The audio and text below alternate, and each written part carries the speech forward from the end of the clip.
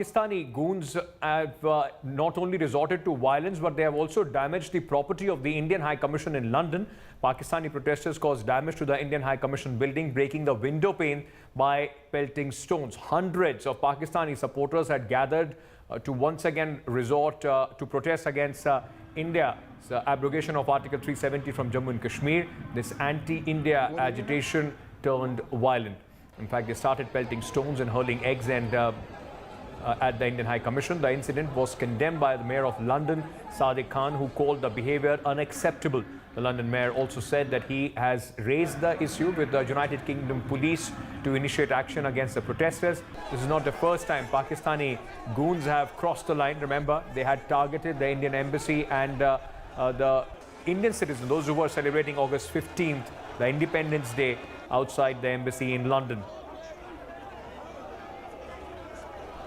Geeta and Shiv continue to be with me. Geeta, any reaction from the Ministry of External Affairs on this? This is, almost like a direct attack on the Indian sovereign. The embassy has been damaged. This is Bangarpet.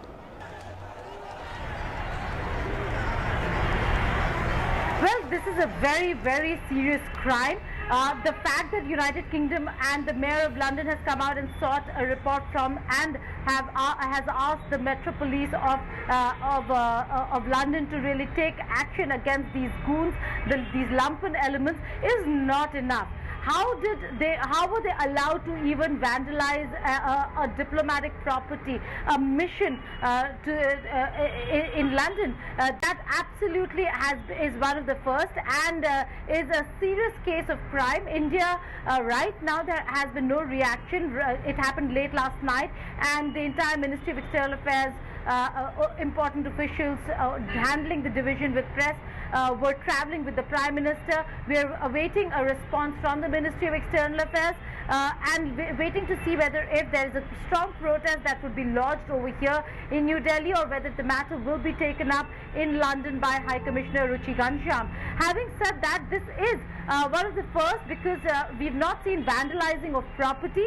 There have been protests outside the Indian High Commission in the past as well. Yes. There have also been burning of Indian tricolour, as also protests against diplomats. Okay. But certainly not vandalizing of property. So it's a serious development there in London, and we'll have to wait and see how the Indian government takes it up with the UK government.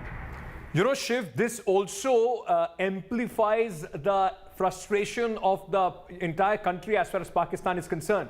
Their leadership hasn't been able to do much. They have only been making noise which nobody is hearing. The army has completely been curtailed.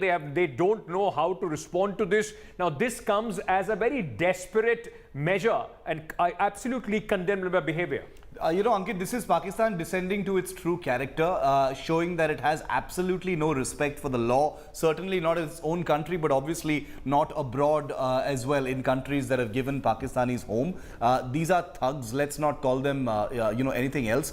These are Pakistan-sponsored thugs who've been allowed to run riot by a completely incompetent British administration. This is supposed to be a high-security zone, a diplomatic enclave. The Indian High Commission is a VIP area where thugs and goons and louts like these so-called Kashmiris have been allowed to run riot and rampage in this manner and damage the Indian High Commission. Sadiq Khan, the Mayor of London, has expressed his condemnation of this. The Indian High Commission has tweeted tagging the UK government as well. Even though there has been no official response from the UK, they are going to be answerable for this. How was such a thing permitted? I mean, we can talk till the cows come home, Ankit, about Pakistanis and the Pakistan-sponsored, Kashmiri, thugs and stone pelters in London who've been employed and paid a few rupees or pounds, to conduct this kind of rowdy behavior. But let's remember, this is an actual security situation. Yes. When Modi was in France for the G7, you saw these thugs outside the Eiffel Tower. Now you're seeing them outside the Indian High Commission. Somebody could have got hurt. Somebody could have had a stone land on them.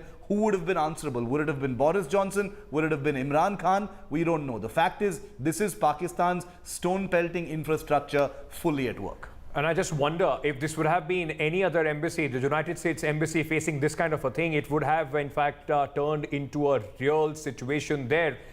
chances being taken as far as the security of Indian diplomats in London. We are waiting for a response from the United Kingdom government. Thank you, Shiv and Geeta, for joining me with your inputs on